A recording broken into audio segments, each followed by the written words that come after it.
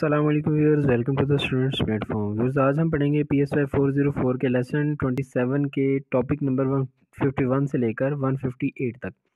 Sleep awake disorders.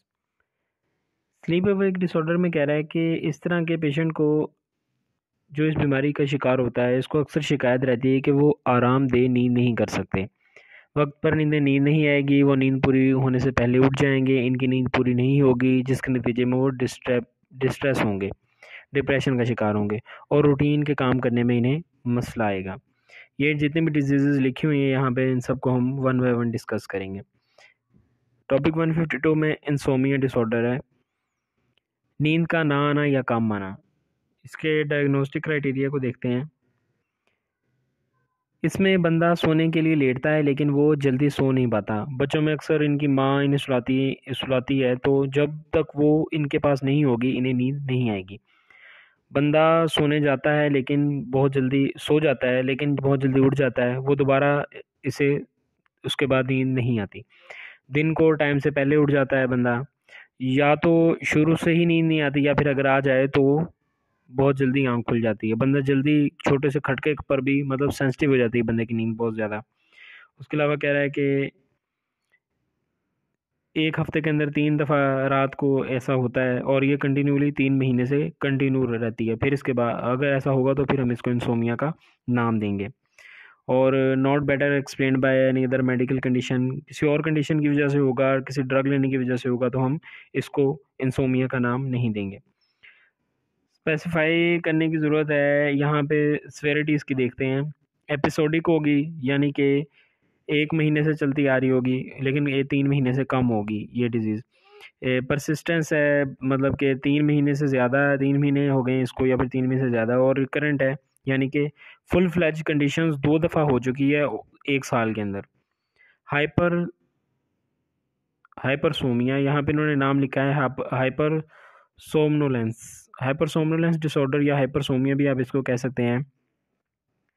इसके अंदर कह रहा है कि एक्सेसिव स्लीप, नॉर्मल टाइम 7 घंटे है स्लीप का, यहाँ पे आपकी बुक में लिखा हुआ है।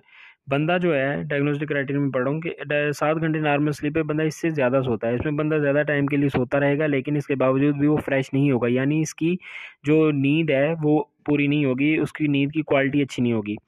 लंबा अरसा सोने के बाद भी वो बहुत मुश्किल से उठेगा। हफ्ते में 3 बार या 3 बार होगी और 3 माह के लिए कंटिन्यू होगी, तो हम इस बीमारी का स्पेसिफिक बीमारी का इसे नाम देंगे। बाकी स्पेसिफाई के अंदर सेवेरिटी की बात करते हैं। स्पेसिफाई करने की ज़रूरत है।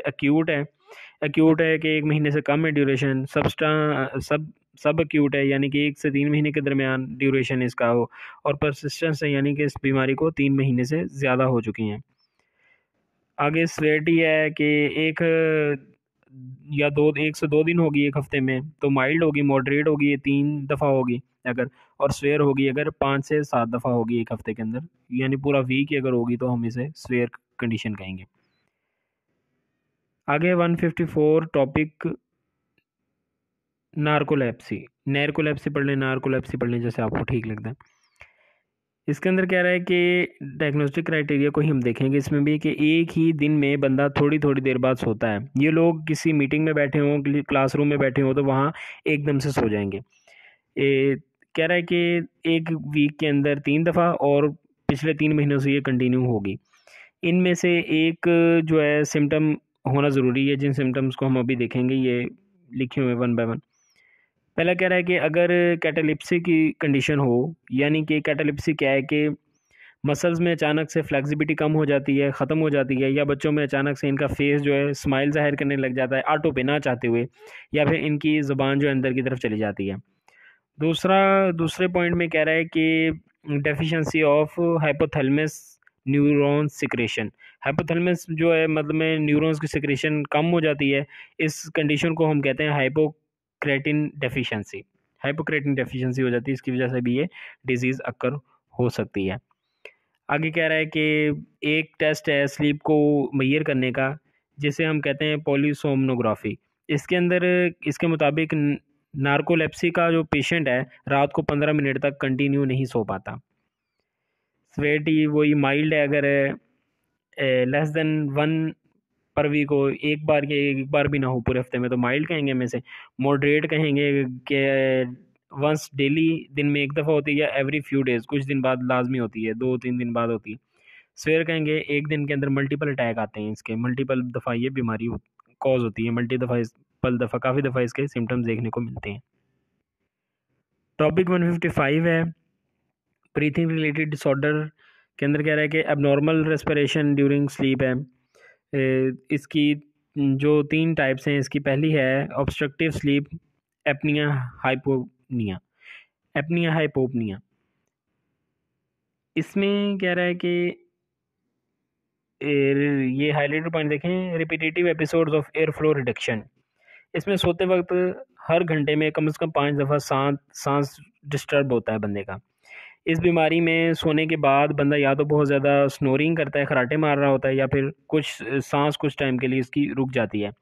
ऐसे लोग बहुत ज़्यादा पैनिक होते हैं, दिन के वक्त बहुत ज़्यादा डिस्ट्रेस होते हैं, सारी बात उनकी नींद पूरी नहीं होती, तो दिन के टाइम वो डिस्ट्रेस ही होंगे। और स्पेसिफाई करने की ज़रूरत है सेवेरिटी, ये माइल्ड है, जो एपनिया जो है इंडेक्स इज़ लेस देन 15, अगर मॉडरेट 15 से 30 होगा, और स्वेयर होगा 30 और ग्रेटर देन 30।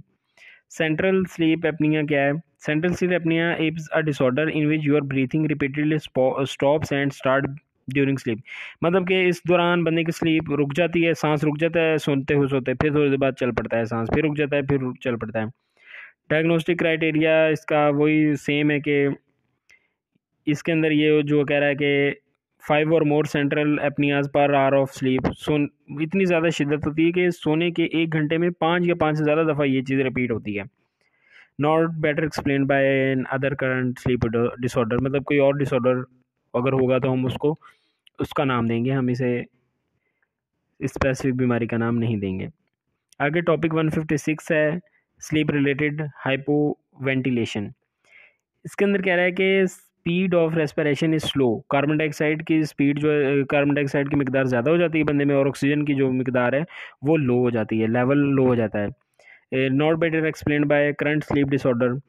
बंदा रात को आगे अगली में कह रहा है कि circadian rhythmic sleep wake disorder, जिसमें बंदा रात को देर तक जागता है और दिन को सोता रहता है, और कह रहा है कि मिस अलाइनमेंट होती है विद डे एंड नाइट। इसमें बंदे को सोने की रूटीन जो है ना बंदे की बिल्कुल डिस्टर्ब होके रह जाती है।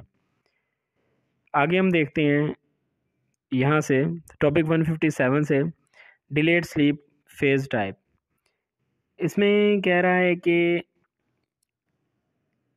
इसमें ये बात कर रहा है कि डिज़ीज़, यहाँ से पहले डिज़ीज़ हम देखते हैं, डायग्नोस्टिक फीचर्स इसके क्या हैं।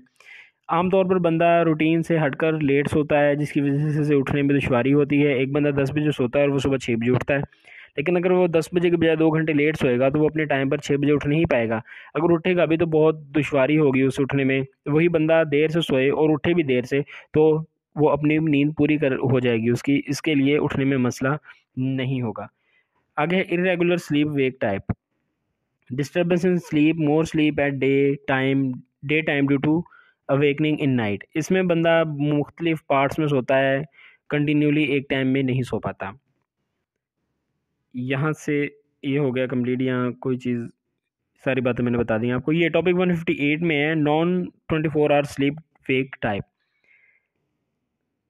Non synchronization between 24 hours light dark cycle. इसमें बंदा किसी टाइम बहुत अच्छी नींद सुख करता है, लेकिन किसी टाइम से नींद नहीं आ रही होती। ये एक तरह का साइकिल प्रोसेस है। वो पीरियड जिसमें बंदे को नॉर्मल नींद आए, इसे हम यहाँ पे मैंने हाईलाइट भी किया हुआ है, एजिम्प्टोमेटिक पीरियड कहते हैं, जिसके अंदर बंदे को नॉर्मल नींद आती है। लेकिन दूसरा ऐसा पीरियड जिसके अंदर बंदे को नींद नहीं आ रही होती, मतलब कि कंटिन्यू रहता है। कुछ दिन ऐसा होता है कि बंदा बड़ी प्यारी नींद करता है, बड़ा सुकून से सोता है, लेकिन कुछ दिन ऐसा चलता है बंदे के साथ कि उसे नींद नहीं आ रही होती। यहाँ पे देखें शिफ्टिंग वर्क टाइप है। शिफ्ट वर्क टाइप में कह रहा है कि people work in shifts day night, it also disturb there sleep. दरअसल डे टाइम सुबह 8 से लेकर शाम 6 बजे तक है। इससे बियॉन्ड जो बंदा जो है वो जागता है या वो काम करता है, तो वो उस चीज़ पर, नींद पर गहरा असर डालती है। ये नाइट के वक्त जाग कर काम करता है बंदा, ऐसी सूरत में बंदे को काम के वक्त बहुत ज़्यादा नींद आती है, लेकिन जब वो काम करके ख़त्म करके घर जाता है और सोने के लिए लेटता है तो उसे नींद नहीं आती, उसकी नींद तब तक उड़ चुकी होती है, डिस्टर्ब हो चुकी होती है। व्यूअर्स, आपका लेसन हो गया कंप्लीट। जल्दी मिलते हैं अपने नेक्स्ट लेसन में। टिल देन टेक केयर, अल्लाह हाफिज़।